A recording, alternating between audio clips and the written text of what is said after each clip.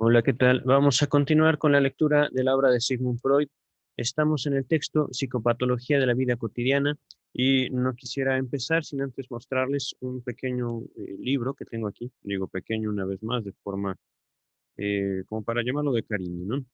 Esta fotografía que les estoy mostrando de atrás, la tomé de aquí, es una fotografía del día de la boda de Sigmund Freud y Martha Bernays en 1886. Esta fotografía viene también con un fragmento de su correspondencia. Sigmund Freud escribía a diestra y siniestra muchísimas cartas, las también destacables, que ahorita quisiera compartir. El fragmento de la carta del 2 de febrero de 1886, febrero de este año, le dice Sigmund Freud a quien era su prometida. Si alguien me preguntara cómo me sentiría ante la posibilidad de que hoy fuera el último día de mi vida, le diría que a pesar de todo, de la pobreza, la dura lucha, hasta alcanzar éxito, el poco favor encontrado entre la gente, la susceptibilidad desmedida, el nerviosismo y las preocupaciones, he sido feliz, solo por el hecho de esperar el momento en que serás mía y por saber que me amas. Durante mucho tiempo te he criticado y censurado, pero en definitiva, no quiero otra cosa que tenerte conmigo, tal como eres. Carta de Freud a Marta del 2 de febrero de 1886. La boda se celebró el 14 de septiembre de 1886. Eh, vaya, eh, he querido compartir con ustedes esta carta por no el contenido del texto que vamos a abordar, al menos no que yo recuerde. Este capítulo, el capítulo 4 de Psicopatología de la vida cotidiana, se llama Recuerdos de infancia y recuerdos encubridores. Viene asociada la primer nota a pie de página que dice en 1901 y 1904. El título de este capítulo era simplemente Recuerdos encubridores y solo constaba de los 4 primeros párrafos. El resto se agregó en 1907, salvo un párrafo en la página 53, que data de 1920 y la nota final de 1924. Eh, Realmente tenía yo a la mano muchas fotos que se encuentran no solo en mi archivo, sino también en internet. Fotos del doctor Freud, fotos de su familia, fotos de su casa, fotos de su contexto histórico también. Pero simplemente escogí esta porque me pareció tierna. No hay otro motivo. Continuamos, ¿vale? En un segundo ensayo publicado en Manuscript for Psychiatry and Neurology, o Neurology, que es Manuscript. Aquí viene la nota 2 a pie de página, que simplemente nos dice que Freud escribió este ensayo publicado en la Manuscript en 1899. Ah, no me acuerdo cuál era el título del ensayo.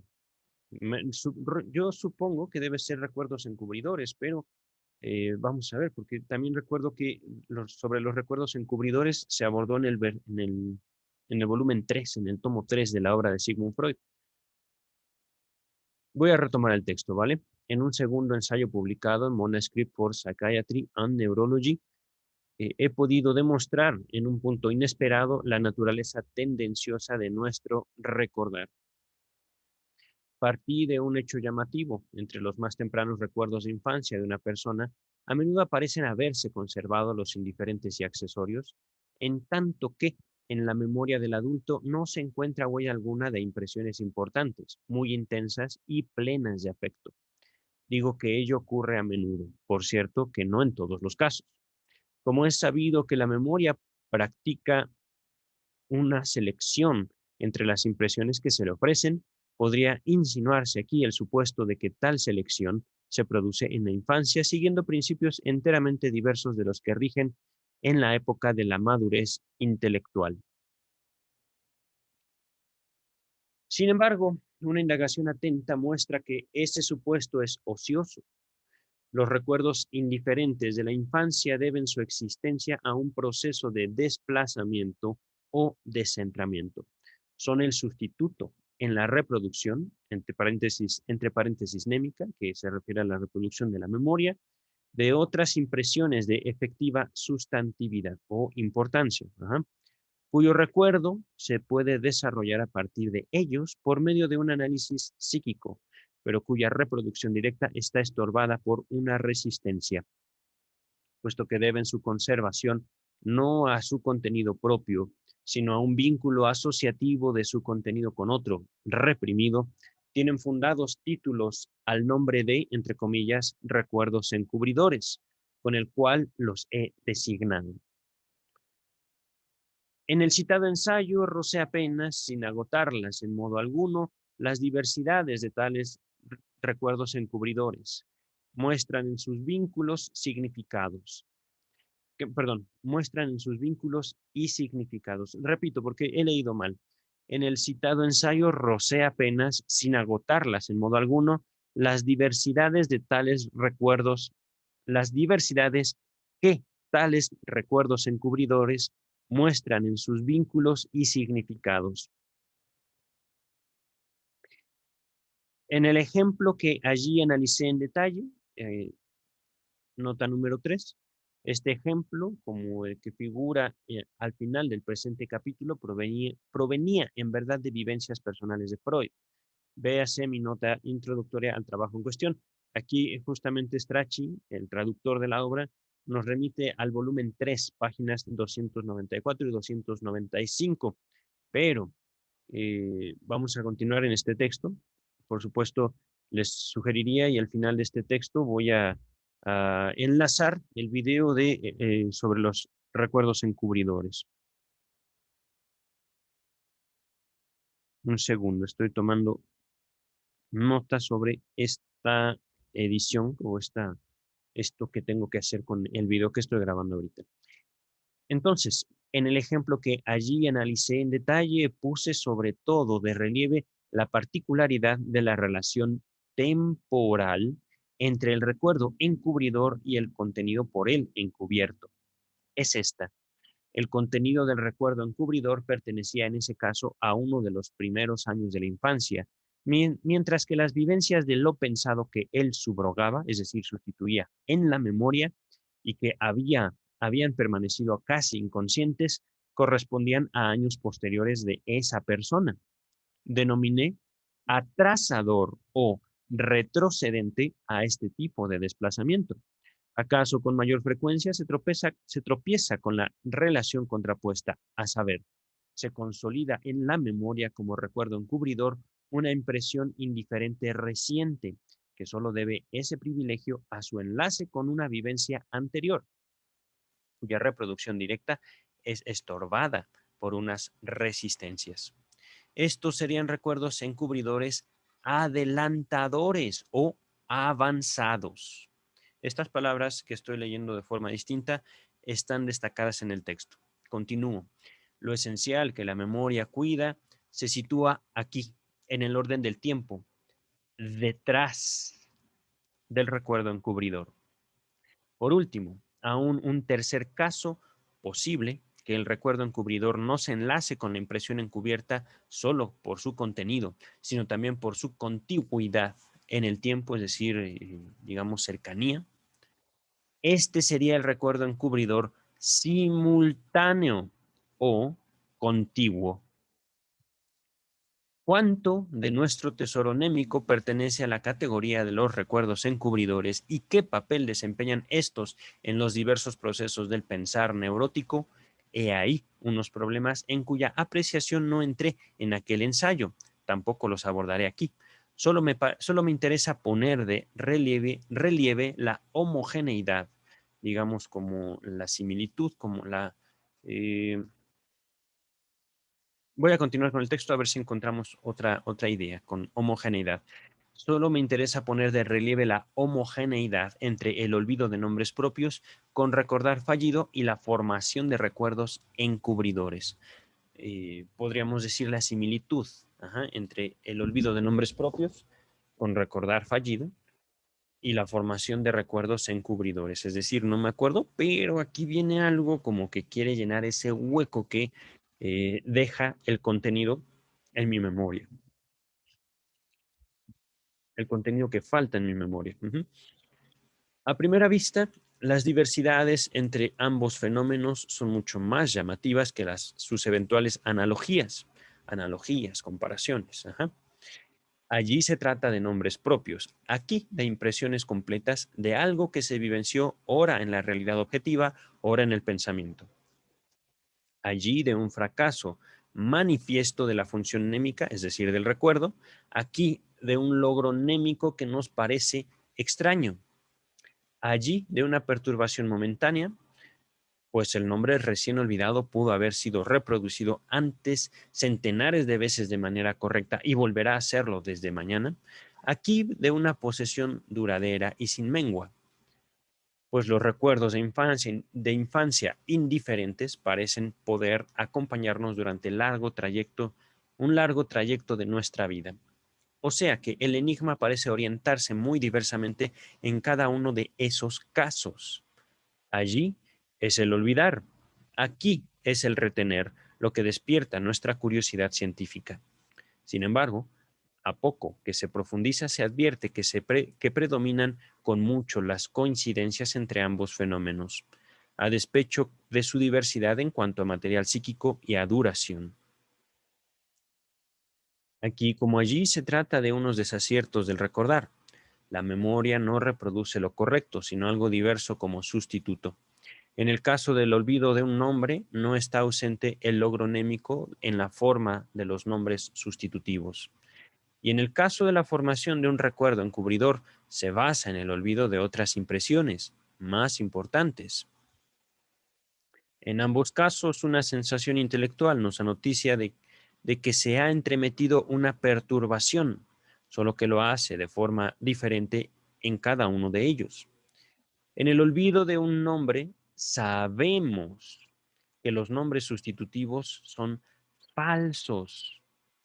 En cuanto a los recuerdos encubridores, nos asombramos de poseerlos. Y si luego el análisis psicológico nos demuestra que la formación sustitutiva se ha producido en los dos casos de idéntico modo, por desplazamiento a lo largo de una asociación superficial, las diversidades entre ambos fenómenos en cuanto al material, en cuanto a la duración y en cuanto a su centramiento del alemán Centrierung, justamente ellas contribuyen a acrecentar nuestra expectativa de haber descubierto algo importante y de validez universal. Y eso universal sería el fracaso y el descaminamiento de la función reproductora. Indica, mucho más a menudo de lo que conjeturaríamos, la injerencia de un factor partidista, de una tendencia que favorece a un recuerdo en tanto se empeña en trabajar contra otro. Nota a pie de página número 4 que nos dice en 1901 y 1904 el capítulo finalizaba aquí.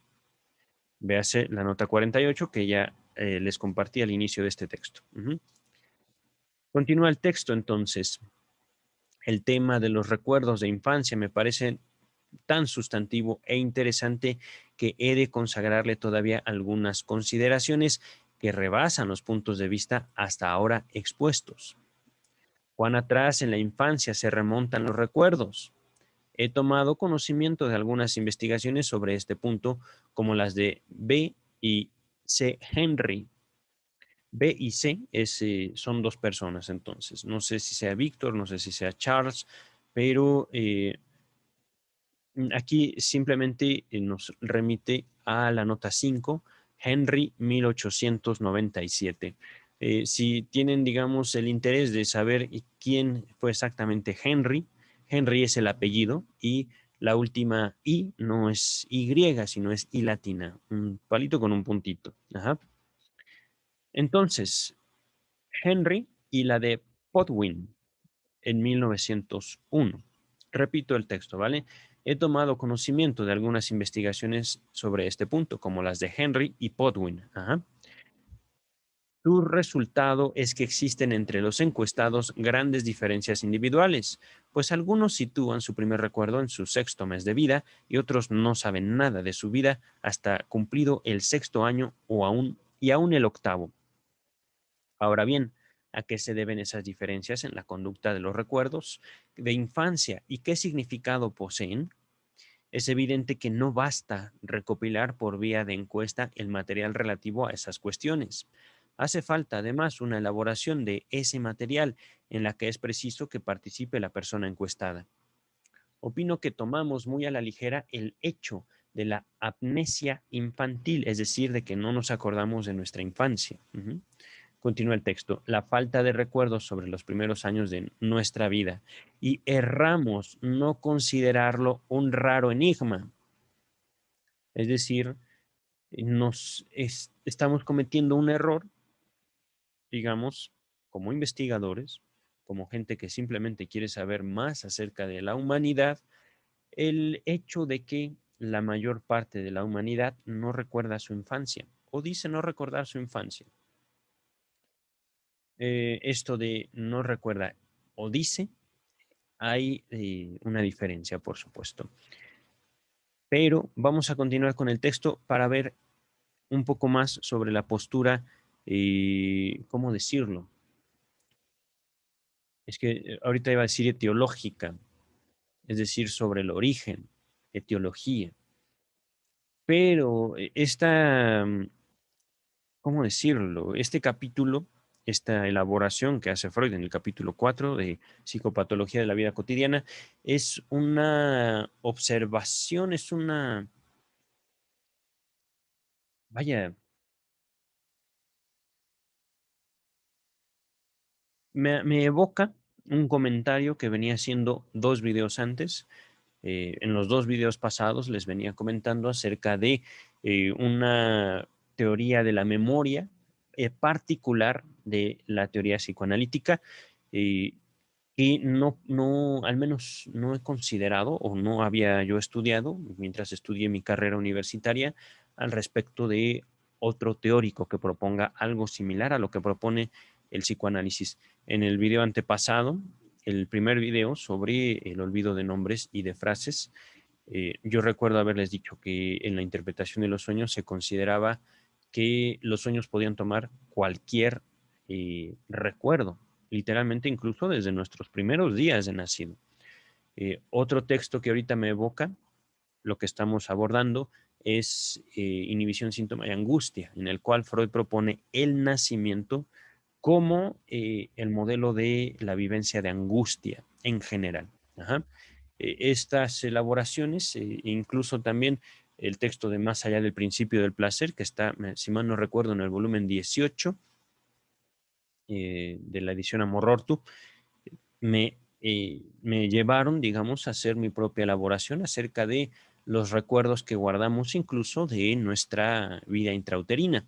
Y esto, por supuesto, lo desarrollo en mi propio libro al respecto de una formulación del deseo según el psicoanálisis. Ajá. El deseo como una particular relación que establece la humanidad y únicamente la humanidad, no ninguna otra especie, con el mundo, con la realidad. Ajá. Si quieren saber más al respecto, por supuesto, pueden escuchar la lectura que ya he hecho de mi propio libro. Está en este canal con el título de mi libro, Una lista de reproducción, Sexualidad infantil y crimen. También, si quieren tener mi libro, que por supuesto yo lo tengo aquí. Aquí trabajo en la segunda edición. Por supuesto, este texto ya no lo van a encontrar en Amazon dentro de algunos días más, espero yo que menos de 2 semanas. Y por supuesto, este texto que yo tengo en mi mano va a aumentar su precio porque ya no lo van a hallar. Entonces, mm, retomemos el texto, ¿vale? Opino que tomamos muy a la ligera el hecho de la amnesia infantil, la falta de recuerdo sobre los primeros años de nuestra vida y erramos, nos equivocamos, no considerándolo un raro enigma. Olvidamos cuán elevadas son las operaciones intelectuales y cuán complejas las mociones de sentimiento de que es capaz un niño a los 4 años, por ejemplo, y debería asombrarnos que la memoria de años posteriores, por regla general, guarde muy poco de aquellos procesos anímicos, tanto más cuanto que tenemos todas las razones para suponer que esas mismas operaciones olvidadas de la infancia no han resbalado por el desarrollo de la persona sin dejar huellas. Eso es importante. Bien, antes bien, han ejercido un influjo de comando sobre todos los periodos posteriores. Y a despecho de esta incomparable eficacia suya, fueron olvidadas. Ello apunta. Es que ahorita el texto se me impone. Antes de continuar, es como si olvidáramos o procuráramos olvidar justo lo que nos determina, justo lo que nos hace ser quien somos. Justo eso, justo lo importante, justo nuestros ejes rectores, eso es lo que olvidamos. Continúa el texto. Ello apunta para el recordar en el sentido de la reproducción consciente. Podemos también aquí asociar la palabra consciente con voluntaria. Ajá. Repito, ello apunta para el recordar en el sentido de la reproducción consciente a unas condiciones de especialísima índole que hasta ahora han escapado a nuestras intelecciones. Es muy posible que el olvido de la infancia pueda proporcionarnos la clave para entender aquellas amnesias que, según nuestros más nuevos discernimientos, están en la base de la formación de todos los síntomas neuróticos. Nota número 6.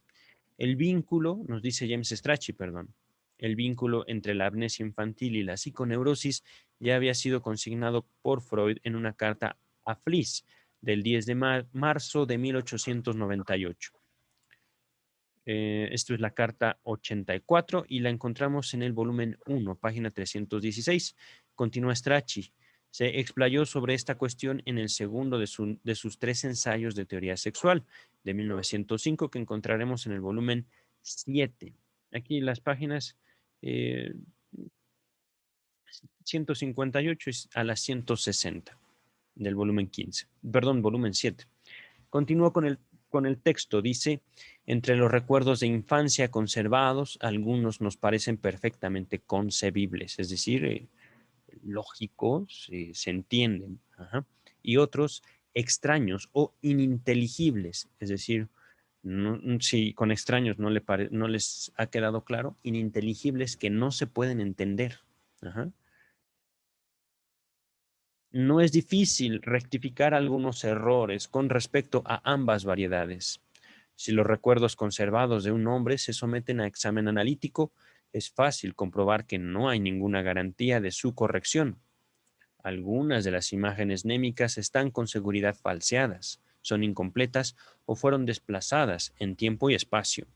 Es evidente que no son confiables indicaciones de las personas indagadas en el sentido, por ejemplo, de que su primer recuerdo proviene de su segundo año de vida.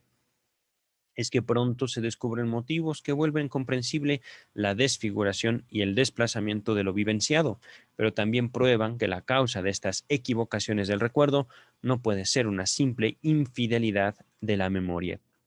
Intensos poderes de la vida posterior han moldeado la capacidad de recordar las vivencias infantiles, probablemente los mismos poderes en virtud de los cuales todos nosotros nos hemos enajenado tanto de la posibilidad de inteligir nuestra niñez. Inteligir aquí, más que desplazar nuestra inteligencia hacia nuestra niñez, es la capacidad de poder observar nuestra niñez.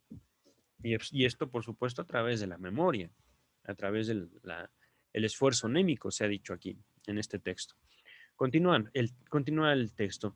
Como se sabe, no es para todos los adultos idéntico el material psíquico en que consuman su recordar.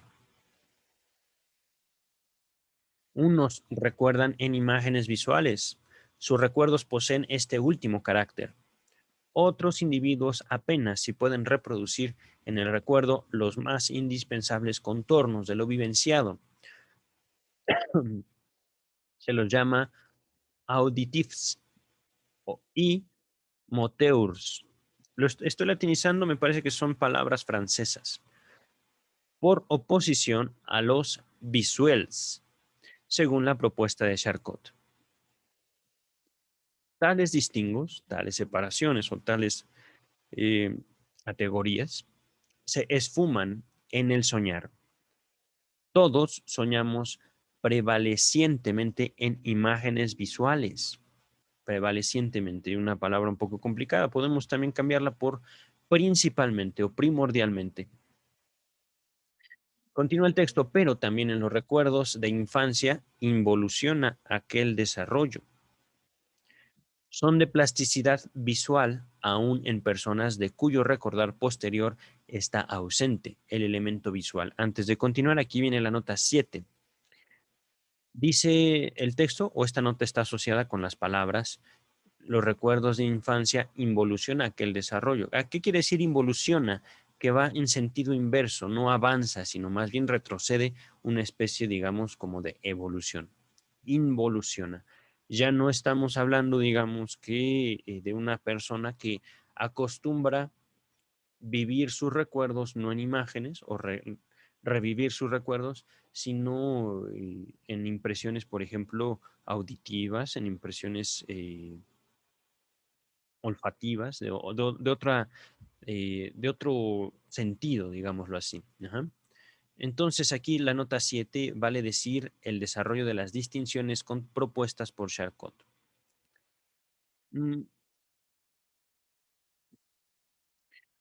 ok, vamos a continuar.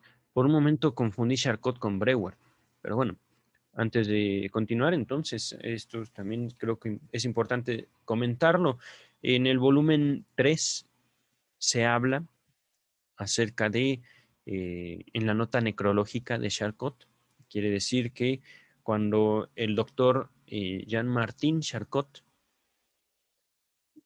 muere, uno de los encargados de hacer una nota en honor a este gran doctor, un doctor famosísimo en aquella época, fue justamente uno de sus alumnos, el doctor Sigmund Freud.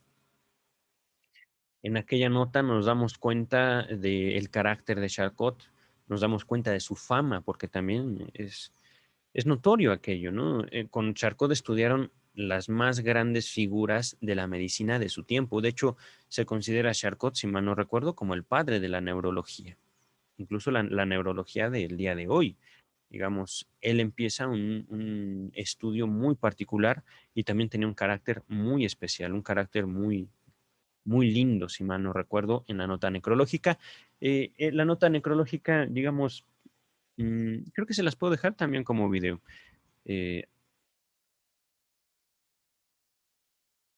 Al final de este les voy a dejar un enlace a ese video que hicimos, que hice sobre la nota necrológica. Continúa el texto. Entonces, tanto en los sueños como los primeros recuerdos, los que tiene los infantes, son visuales. Ajá. Continúa el texto. Así, el recordar visual conserva el tipo del recordar infantil. En mi caso, los recuerdos de infancia más tempranos son los únicos de carácter visual. Son unas escenas de configuración enteramente plástica, solo comparables a las que se presentan en el teatro. Bueno, también cabe destacar, Freud no conocía el cine, Freud tampoco conocía la televisión o, por supuesto, no tenía al alcance de su mano Netflix, YouTube, etcétera, etcétera, etcétera. Imágenes, ¿vale? Es lo que el texto quiere enfatizar. Continúa el texto. En tales escenas de la infancia, resulten ellas verdaderas o falsas. Por lo general, uno ve a la persona propia, la persona infantil, con sus contornos y con su ropa. Esta circunstancia no puede menos que provocar asombro. En efecto, los adultos visuales ya no ven a su persona en sus recuerdos de vivencias posteriores. Aquí viene la nota número 8 que nos dice, esta nota es de Sigmund Freud. Hago esta afirmación basándome en encuestas por mí realizadas. Mira, qué cosas.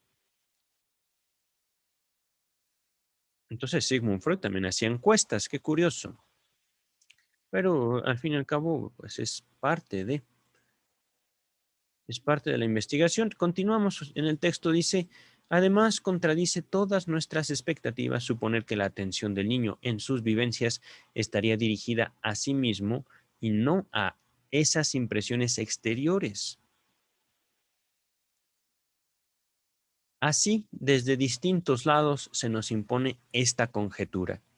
De esos recuerdos de infancia que se llaman los más tempranos, no poseemos la huella anémica real y efectiva, sino una elaboración posterior de ella, una elaboración que acaso experimentó los influjos de múltiples poderes psíquicos posteriores. Por lo tanto, los, entre comillas, recuerdos de la infancia de los individuos llegan con total universalidad a adquirir el significado de unos, entre comillas, recuerdos encubridores. Y de ese modo cobran notable analogía con los recuerdos de infancia de los pueblos, consignados en sagas y mitos. Nota número 9. Y antes de continuar, quiero yo manifestar mi asombro, ¿no? Por esta declaración. Digamos, se ha explicado entonces la razón por la cual se suele desestimar los recuerdos de la infancia, justamente porque de alguna forma nos cuesta trabajo creer que eso fue real. Ahora entiendo también la desestimación que se hace a partir de la ilustración hacia la religión. La nota número 9 nos dice, esta analogía entre los pueblos, es una nota por James Strachey, perdón, esta analogía entre los pueblos,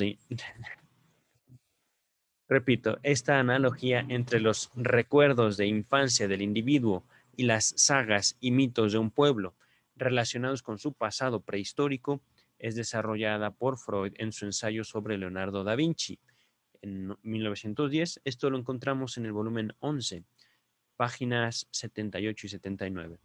Continúa el texto. Quien haya hecho indagación anímica en cierto número de personas por el método del psicoanálisis habrá recopilado en ese trabajo abundantes ejemplos de recuerdos encubridores de todo tipo. Ahora bien, comunicarlos se vuelve en extremo difícil por la ya elucidada naturaleza de los vínculos de los recuerdos de la infancia con la vida posterior.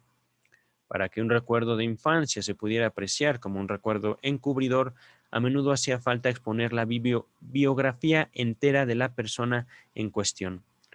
Por eso rara vez es posible, como en el lindo ejemplo que sigue, desengarzar un recuerdo de infancia para comunicarlo por separado. Un hombre de 24 años ha conservado la siguiente imagen de su quinto año de vida. Está sentado en el jardín de una residencia veraniega sobre una sillita, junto a una tía que se empeña en inculcarle el abecedario. El distingo entre M y N, las letras M y N, le trae dificultades y ruega a la tía que le diga cómo se discierne cuál es una y cuál es la otra. La tía le hace notar que M, la letra M, tiene toda una pieza más que la N por su tercer trazo. No había motivo alguno para poner en tela de juicio la fidelidad de tal recuerdo de infancia. Sin embargo, solo más tarde adquirió su significatividad, digamos, su significado para el sujeto, cuando se hubo mostrado apto para asumir la subrogación simbólica de otro apetito de saber del muchacho. Aquí, antes de continuar, subrogación simbólica.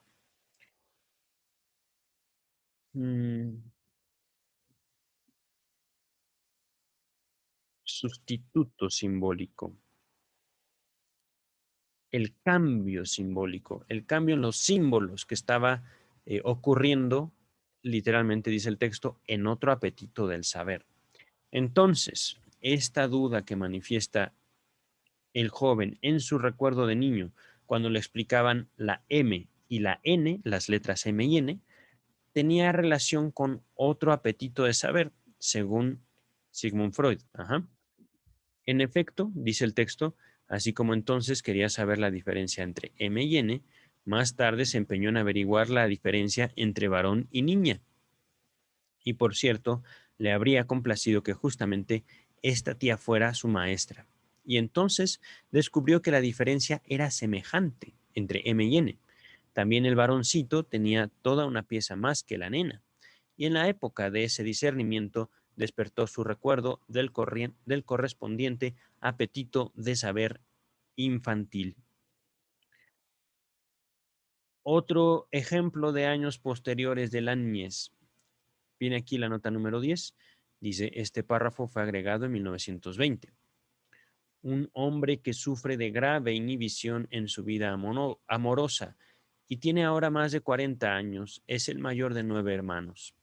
Tenía 15 años cuando nació su hermanito menor, pero afirma a pie puntillas que nunca notó un embarazo de su madre.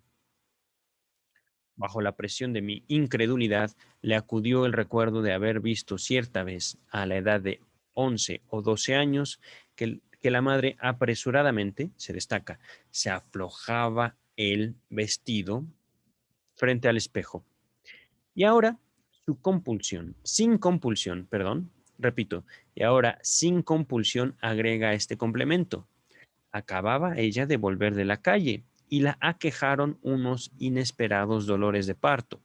Ahora bien, el aflojarse del alemán aufbinden, el vestido, es un recuerdo encubridor del parto.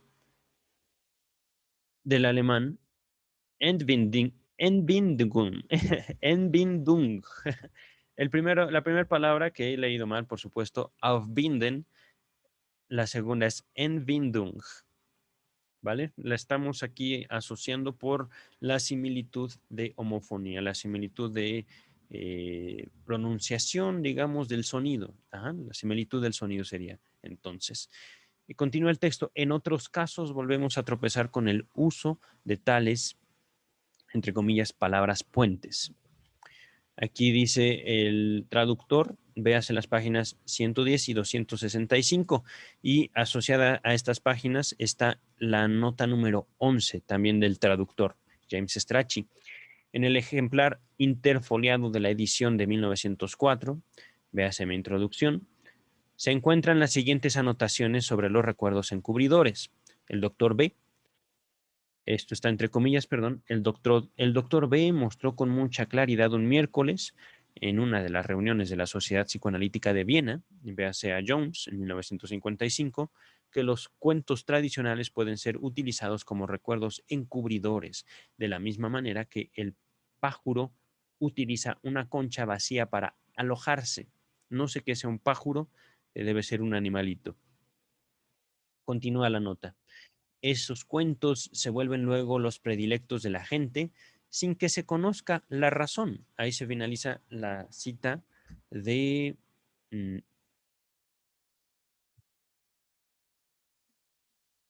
permítame un segundo.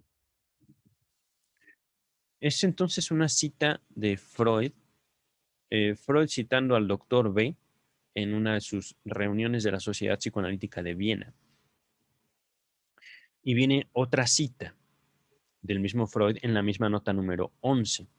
En un sueño de P, no sabemos quién es P, aparece el hielo como símbolo por antítesis de una erección, o sea, como algo que se endurece con el frío en vez de hacerlo como un pene con el calor, o excitación, por supuesto estamos hablando de excitación sexual.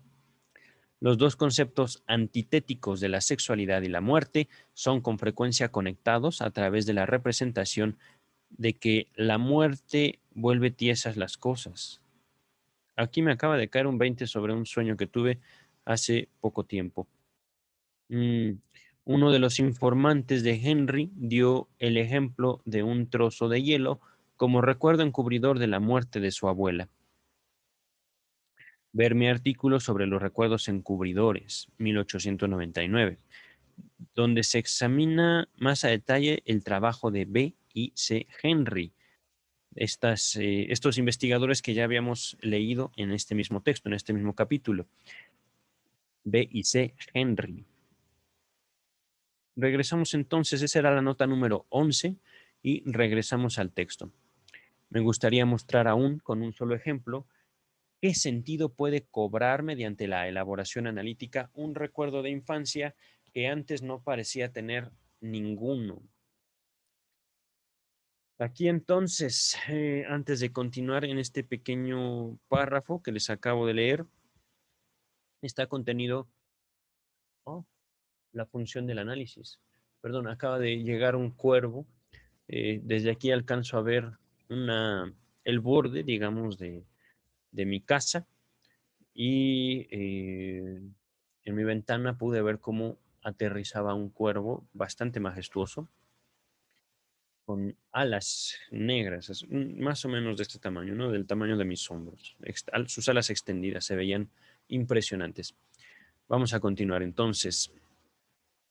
Estaba comentando que en este párrafo, les vuelvo a repetir el párrafo, me gustaría mostrar aún con un solo ejemplo, hasta ahí podemos, digamos, restar eso del pensamiento, qué sentido puede cobrar mediante la elaboración analítica. Es decir, la elaboración analítica dota de sentido a un recuerdo de infancia que antes no parecía tener ninguno. Esto es también importante, dotar de sentido a la infancia. Por un lado es reconocer, y eso es también parte de mi propia obra, parte de mi propio trabajo, de mi elaboración del psicoanálisis, reconocer el papel de la infancia, de nuestra infancia como seres humanos, en la conformación de nuestra vida, tanto personal como social. En eso he cumplido como analista. Sin embargo, aquí destaco yo también otra cosa, que antes parecía no tener ninguno. Esta es, digamos, la labor imposible del psicoanálisis. Y esta es una elaboración. Me permito esta porque este capítulo no es muy largo y ya estamos por terminar este capítulo.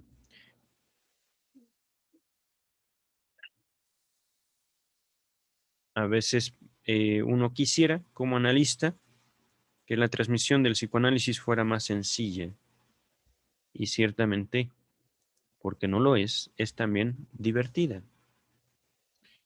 Lo que estamos luchando, una lucha única del psicoanálisis, es por reconocer el sentido de la infancia, el valor de la infancia, dotar la vivencia infantil, cómo se forma, cómo nos influye, cómo incluso yo lo digo en mi libro, cómo se forman los estados, no solo el mexicano, el argentino, el uruguayo, el ucraniano, el español, los africanos, todos los estados africanos se forman a partir de la infancia, de la gente que vive ahí. Y por supuesto es una infancia que aquí podemos ir aterrizando en cuestiones por las cuales yo me apoyo para decir que el psicoanálisis es ciencia. Es una infancia universal, una infancia que no cambia mucho, digámoslo, en su sentido de descarnado, en su sentido de eh,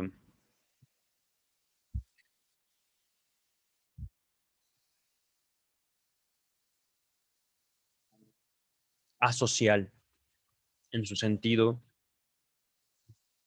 oh, cruda. Es que ahorita voy a continuar con el texto porque si no me voy a desviar mucho del texto. Entonces, un ejemplo más.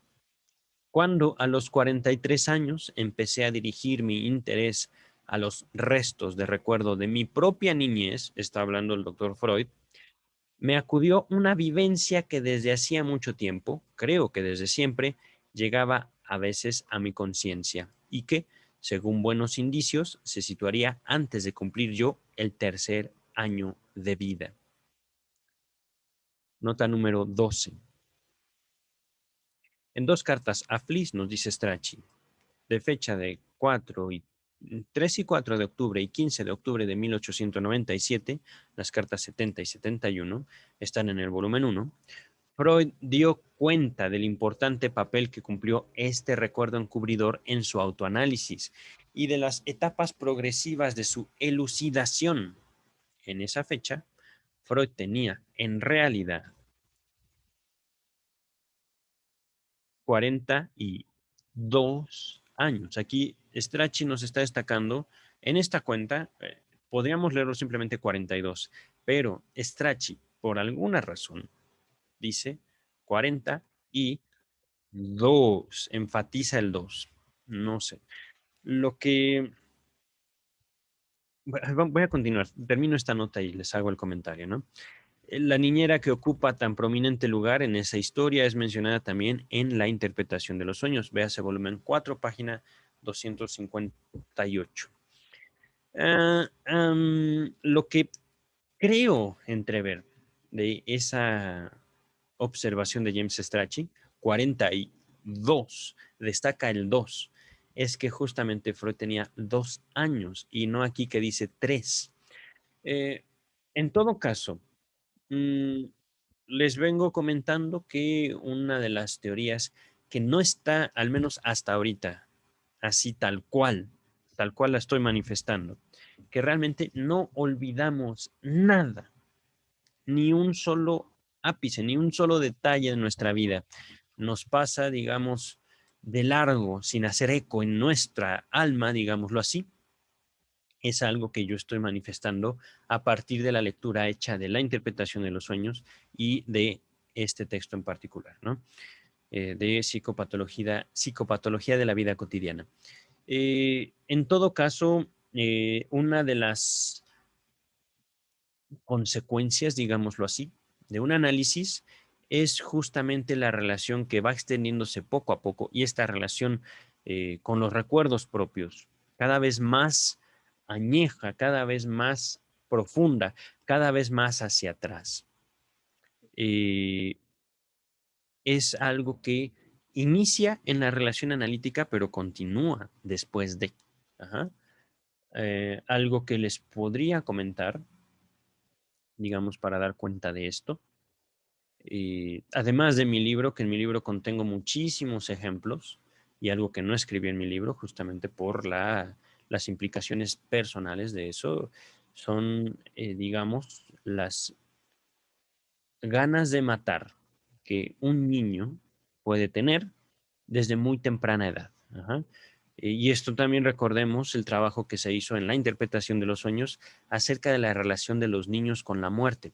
Esa frase muy, muy ilustrativa de un niño que perdió a su padre en la Primera Guerra Mundial que se vio en la interpretación de los sueños. Le dice el niño a su mamá. Esa frase me encantó y la voy a seguir recordando yo creo que toda mi vida. Oye, mamá, yo entiendo que papá murió en la guerra, pero ¿por qué no viene a comer? Es decir, el niño entiende, entre comillas, que murió su padre, pero aún así espera que regrese. Ujú. Eh, con esto ejemplifico, digamos, la relación de la muerte con la niñez, con los niños. Ajá. Los niños no pueden concebir la muerte, sino como bueno, pues no está, pero va a venir, ¿verdad? Voy a continuar con el texto. Ujú. Entonces, este es un recuerdo encubridor, ciertamente de Freud, alrededor de 2 o 3 años, de un pequeñito Sigmund Freud. Me veía pidiendo y berreando de pie ante una canasta, cuya tapa mantenía abierta mi hermanastro, 20 años mayor que yo. Y luego, de pronto, entraba en la habitación mi madre, bella y de fina silueta, como si regresara de la calle. Mediante las palabras que acabo de decir, había aprehendido yo, tomado, esa escena vista plásticamente con la que no atinaba otra cosa. Todo me era oscuro. Si mi hermano había querido abrir o cerrar la canasta. En mi primera traducción de la imagen se decía armario, entre comillas. ¿Por qué lloraría yo? ¿Y qué tenía que ver con ello la entrada de mi madre? Estuve tentado de darme esta explicación. Se trataría de una burla de mi hermano mayor, interrumpida por la madre. No son raros tales malentendidos de la escena de infancia guardada en la memoria. Uno se acuerda de una situación, pero ella no está centrada. Del alemán, centrieren. Uno no sabe sobre qué elemento de ella hay que poner el acento psíquico. El empeño analítico me condujo a una concepción por completo inesperada de esa imagen. Yo habría echado de menos a mi madre, es decir, la había extrañado. Había dado en la sospecha de que ella estaba encerrada en ese armario o canasta, y por eso pedí a mi hermano que la abriera. Cuando él me dio el gusto y me convencí que mi madre no estaba adentro, empecé a berrear. Este es el aspecto que el recuerdo retuvo. Al que siguió enseguida la aparición de la madre que calmaba mi inquietud y mi añoranza.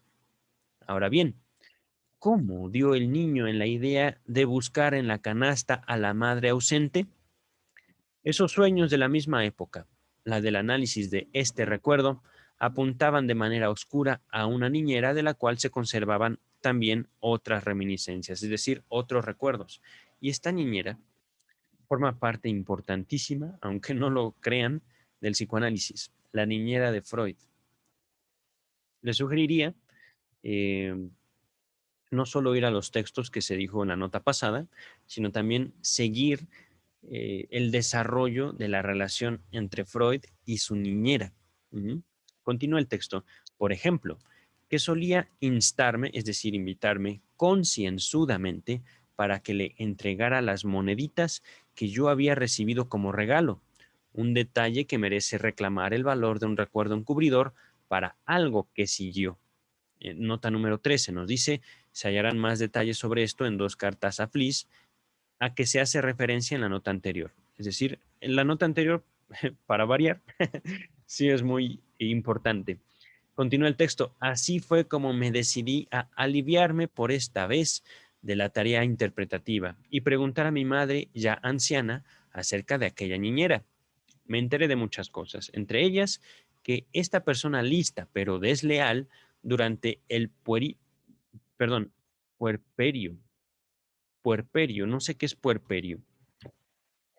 No tengo mi teléfono a la mano y no tengo yo, desafortunadamente, el navegador abierto.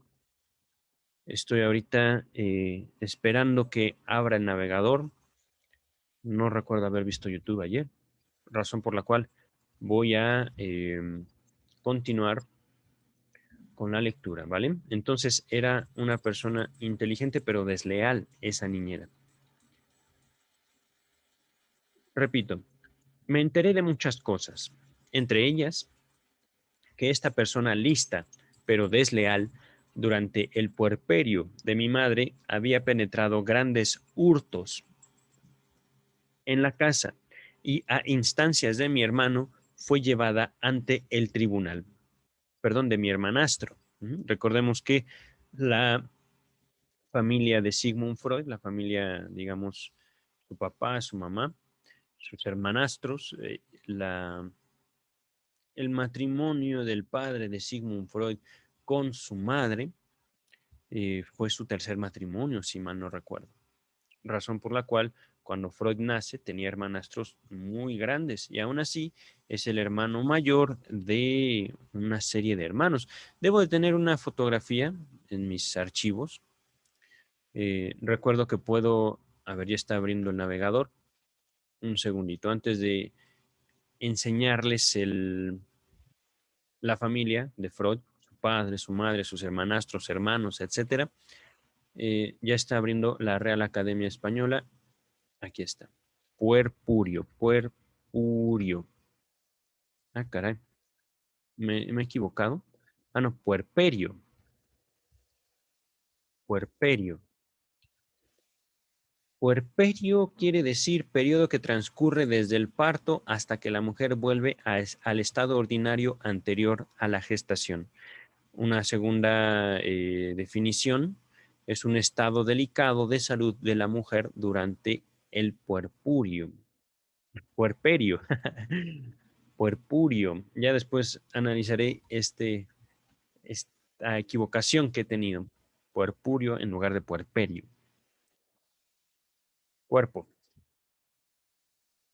Entonces, esa niñera que cuidó al niño Freud era ladrona y el hermanastro, 20 años mayor que Freud, la llevó ante los tribunales. Ajá. Continúa el texto. Esta noticia me permitió entender la escena infantil como una suerte de iluminación. La desaparición repentina de la niñera no me había sido indiferente. A ese hermano yo había acudido para preguntarle dónde estaba ella, probablemente por haber notado que le cupo un papel en su desaparición, es decir, que él tenía algo que ver en el hecho de que la niñera ya no estaba. Y él, de manera esquiva y como con un juego de palabras, que era su costumbre, respondió que estaba encanastada, del alemán, lo voy a latinizar, Enge Kastelt, o encerrada, entre comillas. Ajá. Antes de continuar, aquí viene la nota número 14. En ediciones de 1907, 1910 y 1912, eh, como era, que es incluso hoy, ok. Esta frase en la cual Freud describe a su hermanastro, como era su costumbre, que se podía entender, ¿no? También que incluso esa costumbre la mantuvo toda su vida el hermanastro de jugar con las palabras. Antes de continuar, ahora sí, permítanme hacer una edición de mi fondo de pantalla. Sigo grabando, si mal no recuerdo, esta es una... aquí está. Mm, no me digas que no tengo esa foto. Hay una foto, se las voy a poner para el video que sigue. Una foto donde está más o menos es de esta extensión, es una foto bastante amplia, donde se ve a toda la familia infantil, digámoslo así, de Sigmund Freud. Entonces, retomando el texto, el hermano juega con el jovencito Freud con un juego de palabras. La niñera está encerrada, encanastada, etcétera. Ajá. Y bien, continúa el texto, a esta respuesta la entendí a la manera infantil, es decir, de forma literal. Y dejé de preguntar por qué ahí no había nada más que averiguar. Y cuando poco tiempo después se ausentó mi madre, recelé que ese hermano malo había hecho con ella lo mismo que con la niñera y lo obligué a abrirme la canasta del alemán Kasten. Ahora comprendo también por qué en la traducción de la escena visual infantil se destaca la fina silueta de mi madre, que tiene que haberme llamado la atención como recuperada. Permítame ver si el video sigue grabando. Sí, todo bien. Ahora comprendo también por qué. ah, ok, soy 2 años y medio mayor que mi hermana en ese entonces nacida. Cuando yo tenía 3 años, llegó a su término mi convivencia con aquel hermanastro. Nota número 15. Esta nota, nos dice Strachey, se agregó en 1924, pero entonces esta nota 15 son palabras de Freud al respecto de su hermanastro. Quien se interese por la vida anímica de estos años infantiles colegirá con facilidad el condicionamiento más profundo del reclamo dirigido a mi hermano mayor. El niño, que todavía no cumplió 3 años, ha entendido que su hermanita recién llegada creció en el vientre de la madre. No está muy de acuerdo con este incremento y sospecha que el vientre materno puede esconder otros niños aún. El armario o canasta es para él un símbolo del vientre materno. Pide entonces mirar dentro de esa cesta y para ello se vuelve al hermano mayor, quien, como se averigua por otro material, ha pasado a ser el rival del pequeño en reemplazo del padre. Contra ese hermano se dirige además la fundada sospecha de haber hecho, entre comillas, encanastar a la niñera echada de menos, es decir, que se extraña. Y por otra, a saber que de alguna manera había metido en el vientre materno a la niña recién nacida. El afecto de desilusión cuando se halló vacía la canasta proviene entonces de la motivación superficial del pedido infantil. Respecto de la aspiración más profunda, se sitúa en un lugar falso, por el contrario, la gran satisfacción por la espigada silueta de la madre, que regresa solo, se vuelve cabalmente inteligible a partir de este estrato más profundo. Nos dice Strachey dentro de esta misma nota, Freud volvió a ocuparse en repetidas oportunidades del tema de los recuerdos de infancia, en su estudio sobre Leonardo da Vinci en 1910 y en su análisis de una vivencia infantil de Goethe en 1917. Aplicó a estas figuras históricas sus observaciones clínicas. Se hallará un examen de los procesos de olvido, entre comillas, normal, en las páginas 134 y 135 y en la nota 266. No, bueno, en la nota de la página 266. Aquí termina el cuarto capítulo. Estamos en este momento en la página 56 del volumen sexto de la obra de Sigmund Freud. Por el momento es todo. Cuídense.